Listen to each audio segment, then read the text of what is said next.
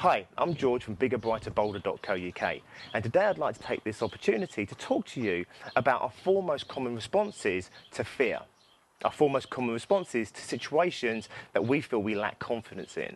And as I've said many times before, I don't believe we lack confidence. What I believe is we have a heightened sense of fear around certain circumstances, and we translate that as being a lack of confidence in that situation or that area of our life. So number one, hide. Now this goes back to our prehistoric ancestry, if you like. This is one of our pre-programmed responses to any fear situation. It goes right back to the prehistoric part of the brain. It's to hide, scurry into a hole, disappear. Now this works to some extent. It keeps us safe in the short term, physically safe. But in today's modern life, we don't often need to be physically safe.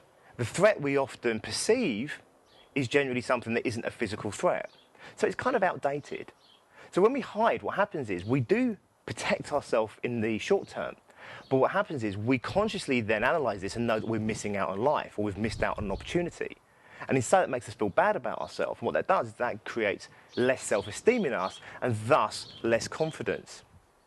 So it's kind of a catch-22. It protects us, but ultimately it feeds back in and makes the situation worse. Our second response is attack. Now, this goes back again to our fight or flight. If we can't hide, or if hiding is not an option for us, then what we do is we go into anger, we go into attack mode. Now attacking is great, right? It works in the wild, and when there's a physical threat, then attacking might be a suitable response. However, again, most of the threats in today's life are perceived threats. So what happens is we reinforce our vulnerability by our need to be angry, our need to attack. And in doing so, that creates obviously less self-esteem and ultimately less confidence. So again, it feeds back in, makes the problem worse. Our third response is to pretend, fake it. And what this does is we go into a situation and we pretend to be something we're not.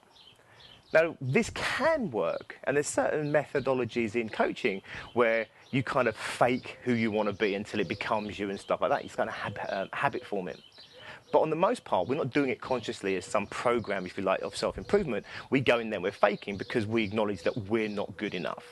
And that inauthentic behaviour reinforces the need, if you like, for us to not be our true selves. Ultimately creates less self-esteem, less confidence. So it feeds back in again.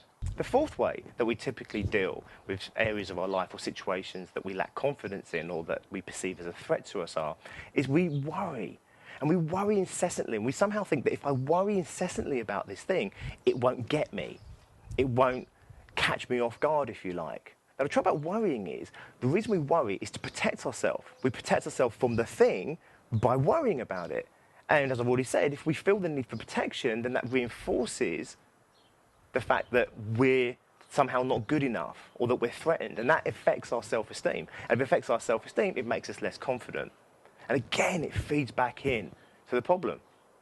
So they're the four responses that we typically have in situations where we lack confidence or that we perceive a threat in. The truth is they don't work. The truth is that these things generally make the issue worse. They make the problem worse. They compound the effect on our self-esteem and our confidence. There is a way out of this, and we can help you through a systematic approach of analysing why you do what you do, why you feel what you feel about certain things, and then putting together a program which basically takes you one step at a time out of this area of lack of confidence or this self-esteem issue into a much, much brighter future. It's possible. So if you want to know how it's possible for you, give us a call at biggerbrighterbolder.co.uk. We'll have a free, no obligation consultation with you and show you how we feel we can help you in any area of your life. Until next time, I'm George and this is biggerbrighterbolder.co.uk.